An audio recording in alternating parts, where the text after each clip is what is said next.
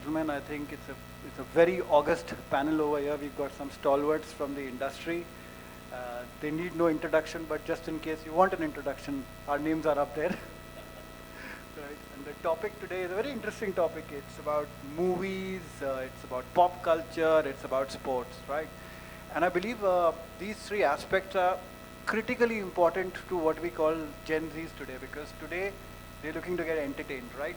It's all digital, and ads are competing with reels today. Sports is a phenomenon today, right? Fandom is an emotional connect with everybody, and I mean, music festivals and everything are back with a bang right now, and there is a lot and lots of action happening over there. So we'll explore with the panel the nuances and the impact that it had on how a marketer thinks today, and how are they leveraging the channel. So I'll start with Tarun.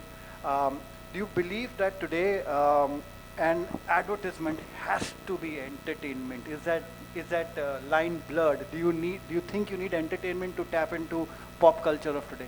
See, advertising has always been supposed to be, entertaining. Otherwise, how do you grab attention? It started off by being informative, but over time things have blurred because see, we as consumers have become extremely entertainment starved, so to say. We want thrill and excitement in everything that we do. So advertising has to be a little entertaining, otherwise you will not grab the attention of people. So I think the lines are blurred, and I believe yes. The answer is yes.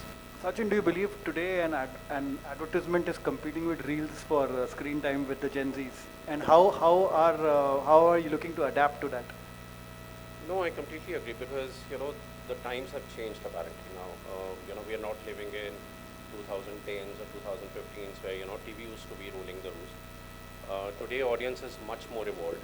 They are phenomenally always on digital. So even the advertising way has apparently changed. So TV advertising is completely different from digital.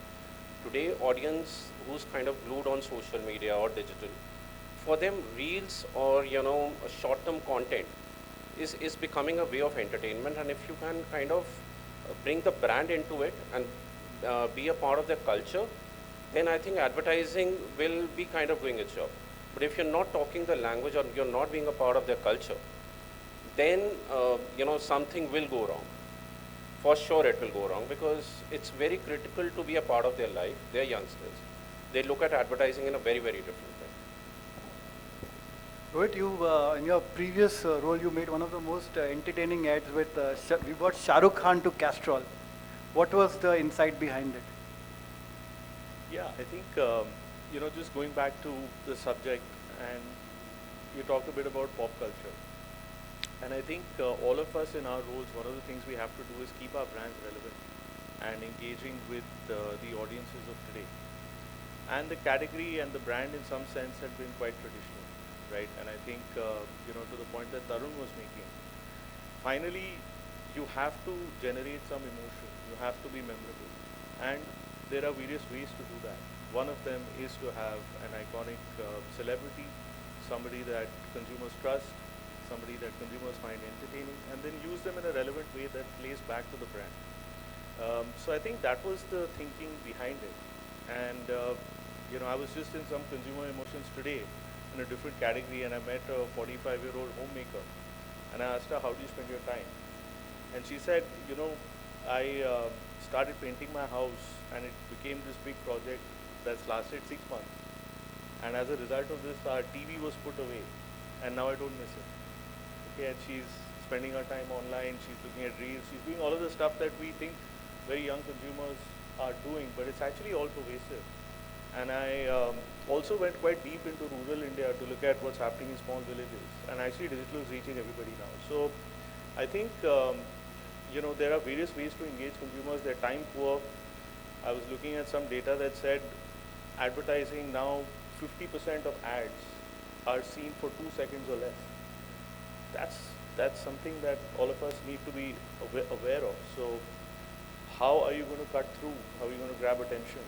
That's really the game. And then I think the medium plays its role. Rahul, you've been now a veteran of the financial services sector, and previously you worked with CPG brands as well.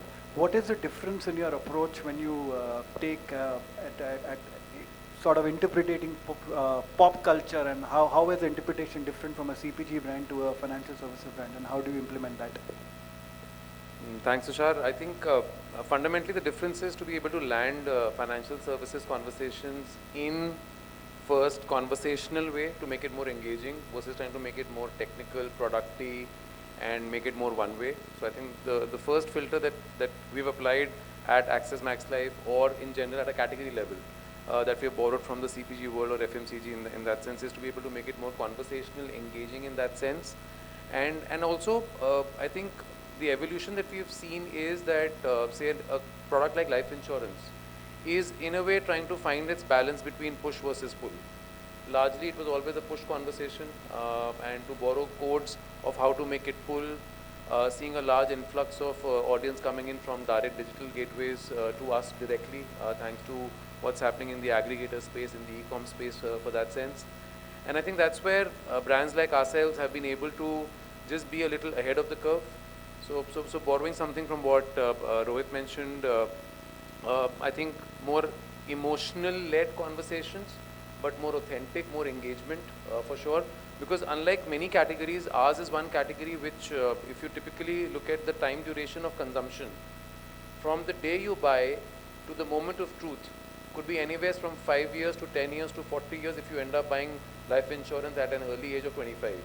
So in terms of the entire brand life cycle and product life cycle is that much more longer, and hence that much more need for it to be engaging, unlike say an impulse category from say an FMCG space. So yes, to get them onboarded is one part of the conversation, but to keep them there, keep them engaged. So there's a very interesting saying that we say at Access Max Life Insurance. You get them young, keep them happy, allow them to buy more, and in turn say word of mouth. Because that's the entire cycle that we've seen typically life insurance go through. Manish, you worked with a diversity of clients, and recently, when the interpretation of pop culture comes to you in a brief, do celebrities as endorsers mean pop culture, or is it influencers today? So I'll tell you, audience are becoming smarter day by day. For them, whether it's endorsement through celebrities, influencers, they just don't want any interruptions in between. They would like to believe in the person they believe in. Any big celebrities is not a guarantee for a brand purchase in their lifestyle. It will never happen. Influencers just take the journey forward along with them. And we heard Shubhranshu in the morning, it is not big is better. You know, it is what is more relevant, what does more resonance with the brand and in my thought circle. If and as an audience, if I am relatable to a person who is staying next corner, the panwala, for me that's a bigger influencer. So you know that's how it's. So it's not an endorsement. It's not a celebrity that sells a product. You know, it's the relevance. It's the connect that I can build with that particular person as an influencer is what sells. A lot of successful brand does not have any celebrities, but they are still much larger, much successful, and not every success and every unsuccessful brand has a big celebrity. That's where I would agree. Tarun, steel is known for performance. You know, it's known for durability. It's known for lasting the times. You know, and do you believe that there's a big connect with sports and steel? And if so, what are the associations that you've done with the sports industry? There are two very important things in steel in our trade. One is, like you said, performance. The other is trust. Plus, we are a homegrown company and all that, which is where our association with sports, especially sports in India, of Indians, people who come from humble backgrounds, perform and reach a certain stage at the global level. That kind of resonates with the way JSW Steel as a brand is seen also, because we started very late compared to old brands which have been around for almost 120, 30 years. Our journey is much shorter than them, 40 years. But if you see the trajectory, the story is very similar. A small town brand becoming big and ending up becoming India's #1 steel brand, the largest producer of steel in the country. there is that little bit of truth in those stories. They run parallel. And quite honestly, a lot of our customers come from, B towns, C towns, absolute rural part of India. They see that connects. They believe in the authenticity of the message and the connection, which I think works brilliantly well in our case. If we sponsor, let's say, a tennis player, a Swedish tennis player or something, it might not be that authentic, although people connect JSW, all the JSW brands in sport. But I think that parallel story is what works in our case. I think JSW has got a big sports franchise as well, which they're Yes, doing a we lot have- of associations. We have with. something called the Inspire Institute of Sports, in Vijayanagar, in Karnataka, where we have the biggest steel factory. So, just a bit of statistic, in the last Olympics, I think India sent about 120 odd athletes, out of which 28 of them had trained at our academy, which is also, and we don't use them for endorsements or publicity, no, not at all. It is one of the ventures which the promoters of the group are deeply believe in, and again it works in a way that we are not pushing it in your face saying, see, we've done this great thing about it. So we are not making a story around it. The story is picked up by people. I'm going to stick on to the JSW bandwagon right now and ask the same question. So why sports and what's the connect? The connect of JSW with sports. Yeah, I think Tarun put it really beautifully. So I don't think I can add much more there. But what I can say is that there is deep passion that sports evokes in consumers, right? And is led in our country by cricket, which is why cricket is an all-pervasive sport and medium that many brands engage with. But I think the real joy in doing sports well goes beyond just the media and just the advertising. I think if you can create a kind of a immersive partnership and leverage that in a way that not just makes your brand visible to consumers, but can actually create experiences for consumers, experiences for customers, give them access that they wouldn't have without you and your partnership and what you do with sport. That makes it very meaningful, and that's what really brings the strength of the partnership alive. And I think, you were talking a bit about influencers and how consumers are smart. Consumers are always smart, right? They can see through everything. So I think you build long-lasting, authentic relationships. That's what becomes more and more meaningful, gets reinforced again and again over time. And I think as marketers, we tend to get bored most easily with what we do. But consumers really value and see consistency. And I think the work that JSW is doing in sport is so meaningful and building on its strength year after year. So I think you'll see the group stay that course, and that's what will really make it even more meaningful in the future. Sachin, I mean, cricket is a religion as far as the country is concerned, and I think with your name as well, you'd have a deeper connect. We'll start cheering for you soon. Thank you. But do you think other sports and other sports association are also coming into fore with athletics, and how are brands looking to tap? Is there a deeper emotional connect while you get a wide mass connect with cricket? With other sports, is there a deeper emotional connect? India is a diverse country. Yes, cricket is a religion. But the moment you kind of move into tier 2, tier 3 kind of a markets, there are many sports which are kind of getting a lot of attention. You see the kabaddi leagues which are kind of happening for the last so many odd years. It's kind of grown phenomenally. And the reason only why it has grown to that level is because of the connect it kind of has with those kind of audiences in those terms. And very interestingly, it's also kind of inspiring a lot of people to come into sports. Like JSW is doing a fantastic job in kind of grooming a lot of sportsmen, across various sports. Kabaddi is gaining a lot of attention. Kho is kind of coming up big time. And, these are great times for, to kind of take sports to the grassroots level also. It's apparently, engaging anybody and everybody. And like, sports is one element which basically connects with anybody and everybody. We can take cricket, yes, it's a religion, it connects with over 200, 400, 500 million kind of an audiences. But these kind of sports also have their own kind of audiences, and it's kind of getting a wider kind of an acceptance, not just, like I said, tier 2, tier 3, it definitely connects, but even if the, the kind of association, even in mini metros is kind of gaining. So I think how things are moving from a sports level, and the government is also pushing. They have their own plans of in terms of making people more fitter, and it encourages people to kind of adopt more sports. And the way things are moving, things are shaping. I think a lot of sports are going to be getting a lot of visibility and getting connected. Rahul, your views on it? Do you believe that is sports bigger than the IPL spectacle that we go through every year?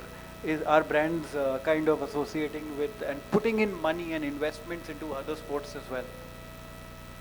I think at a high level, yes. I think three things are happening that the way we see it, again at Access Max Life, and the way I've seen it evolve, thanks to my time at PepsiCo to where I am today.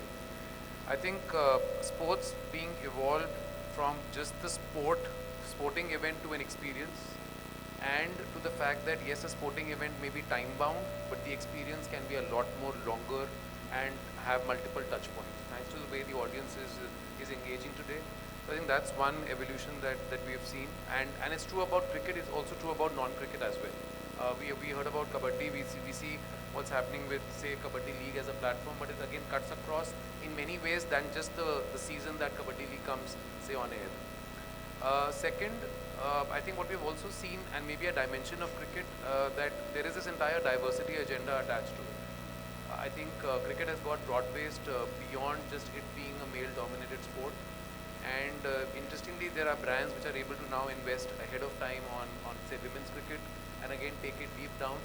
So that also just allows us that while IPL got the women audience to be sticky to the television screen, but you also have a way to take the sport beyond the gender. And again, we have done partnerships with the women team at Mumbai Indians, etc., to again understand what happens on the ground. And I think it's a great positive reaction to the investments that we've made. And the third one that I've seen evolve over time is that content around cricket has also gotten a lot more broad-based. Obviously, media has allowed it to broad-base itself, but content has also gotten a lot more broad-based. Yes, there are expert views and dime a dozen, but you could be able to look at influencer into a sport, you could be able to look at around sport. So brands have been able to build themselves by necessarily not being in the sport, but maybe around that sport. And again, at a higher level, yes, cricket and beyond is emerging for many brands. JSW, one ecosystem that's taking it down. We've seen Tatas do that. I think you also have a regional play to it. You go to East, it's more about soccer, stroke football, whatever you want to call it. So I think that's the experience that we have seen at Access Max Life. Manish, your views?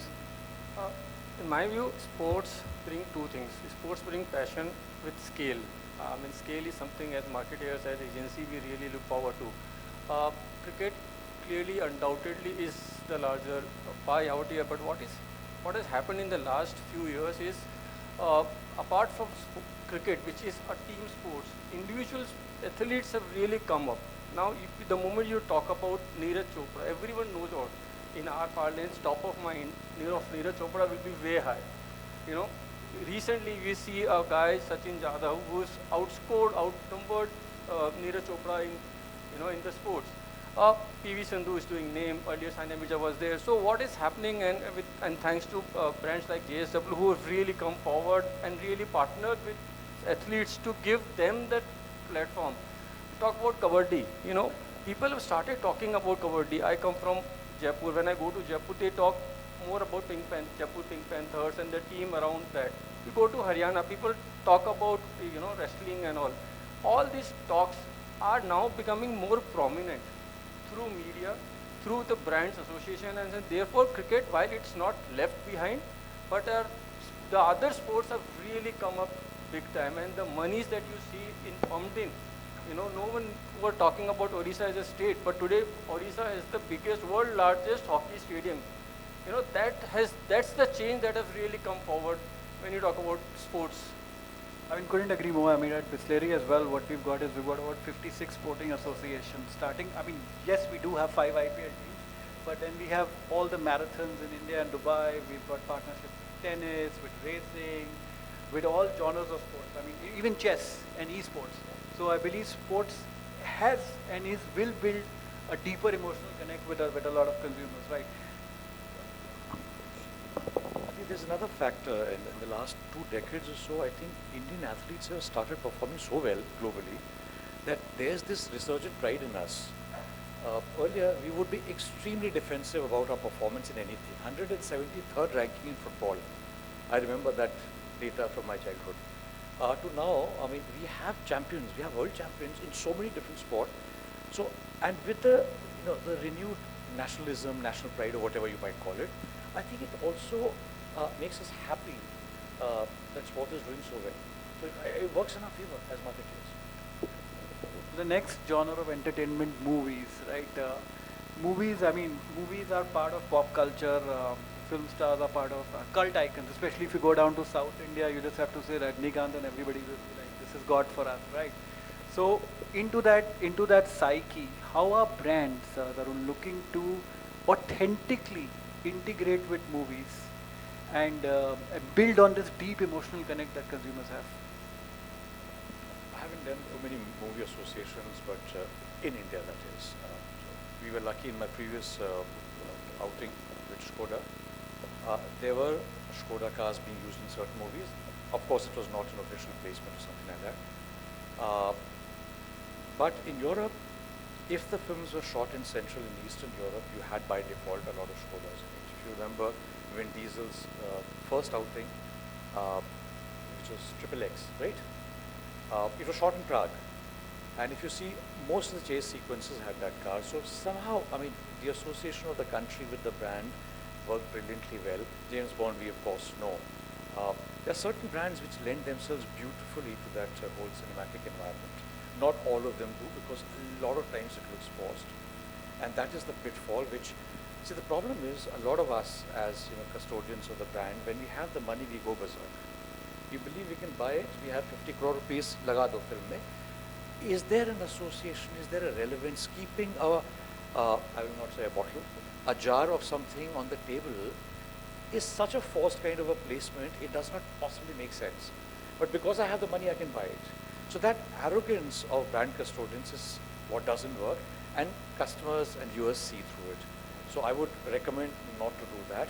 Unless you're part of the story, please don't pay that money. It's a waste of effort. Interesting point. I mean, as Alexa calls, the pads of Bollywood is supposed to have the most number of associations of any Netflix show so far. But is authenticity required, or is awareness enough? Such in your view?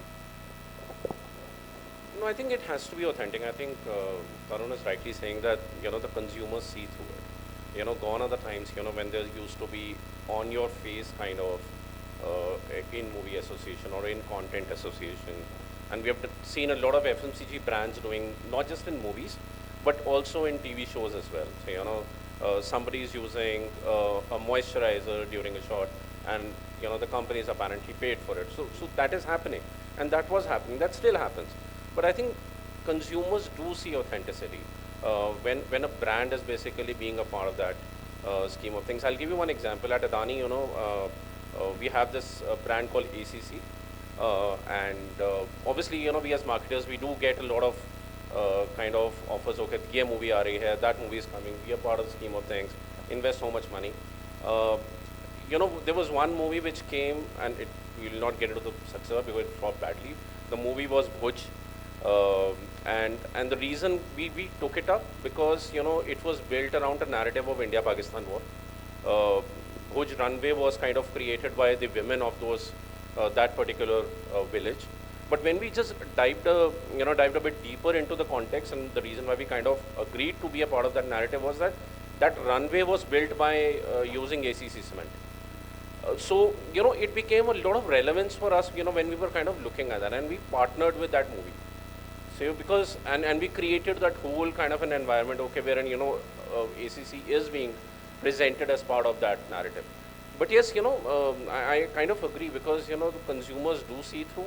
They are kind of looking at brands as an engagement now, not just like in your face placement.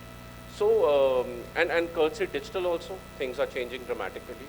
You gave an example of Bats of Bollywood. I think I haven't seen the show, but I've heard a lot of things about how the brands are getting leveraged in the narrative. So yeah, so in the coming times, brands will be kind of looking at much more deeper context, how they need to be placed, and not just like a subtle in your face placement.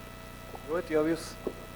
Yeah, I'll give you two examples. I think just take Omega and James Bond as an association and partnership built over many years.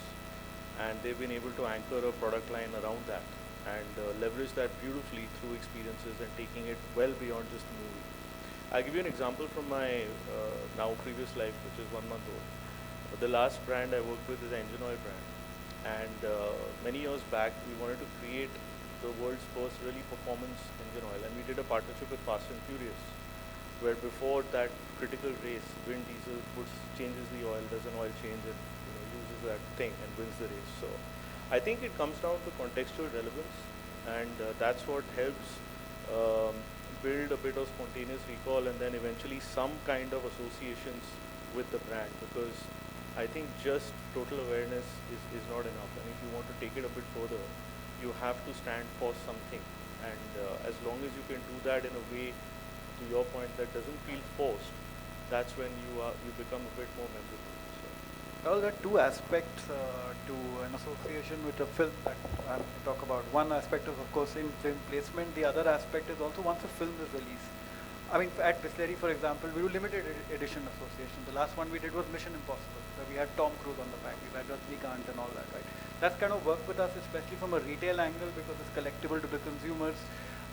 Any examples that you've seen of a brand kind of leveraging post a film's release, and how's that done? I think the example that comes to my mind is less from the current category, which is say life insurance or BFSI, but if I was to go back again to say foods and beverages, I think this theme of collectibles, pre-release excitement and post-release. For example, there was this massive integration that was done on Mountain Dew with Bang Bang and Hrithik Roshan, where and there was an in-film for sure, but it was more about this entire collectibles on a can.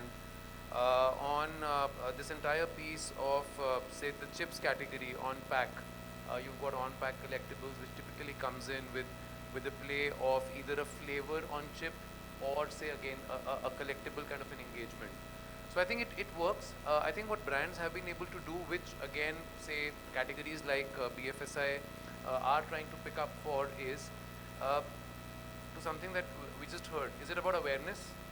Then over-the-top branding, over-the-top visibility. If it's more about, say, an in-film placement, for example, it's a story about a family where the father or the mother happens to be a life advisor. Now, if he or she is coming out of, say, an office of Axis Max Life Insurance, subtle part of the story, but if it's just put out as a wall painting behind a street wall in a particular scene, complete misfit. So I think it just needs to be identified, say, again, by the brand owner, that what's the objective of doing, say, a particular kind of a film. You could do a regional story around it, for sure, and I know what works in South necessarily doesn't work exactly as is, say, up in the North. So I think the objective needs to be fine-tuned, and there are workarounds for it, for sure. Manish, there's an amalgamation of both of this is where brands are kind of funding short film content, which is entertaining as well, but with the brand purpose or message embedded. What is your take on that? When you talk about authenticity and awareness, and we all spoke about, I think, respect, something that comes into my mind. The viewers today understand whether the brand respect them or not. There is obviously an advertisement, TVC, which is made to talk about the brand itself. They are going to watch movie for entertainment. How meaningfully can we really weave in the entire story? One very small film that comes into my mind is Mere Dad Ki Maruti. Now, very small, cute film, I would call it. It stayed in my mind, and being from this industry, I mean, it stayed beautifully. The story was built in. I mean, Tarun talked about it has to be a story that should be the biggest thing. The Badass Bollywood, I have watched 3 episodes, still need to watch 4 more. I mean, you name the brand, it's there. You are just fitting in brands for the heck of making money. I mean, you really talk about people out here, I don't think people will even recall the brands there. When it comes to doing tie-ups outside the movie, I remember one of the associations that we did at Havas, we handled Voltas. And we were just looking at around the season time for cooler as a category. Cooler for Voltage is not a big a category which we advertise. There was this movie, Badri Ki Dulhania. Now, Badri Ki Dulhania was, the entire backdrop was UP. These guys in UP, middle family, you know, it's where, you know, the cooler and all. You know, we did a tie-up with them. And, you know, whether the movie did great or not, but, you know, the tie-up really excited the dealers, you know, the trade community. I was part of those meet and greet where, you know, the dealers from UP and all were they just waiting in lines to have one single photo with Alia Bhatt and Varun Dhawan. You know, that's how we need to do it. That's where the respect and being meaningful comes into the forefront, and we talk about association. Right, so time's up. So I got one last question for everybody, which will be a very quick fire one. One of the aspects we've not discussed is on music. Now, as a marketer, would you want to create your own music IP, or would you want to create an experience in an existing music IP like Lollapalooza? So I've done both. So when we were at Skoda, and with the purpose, because we had to we had to actually grow in the South market. It was very important. So we created certain IPs.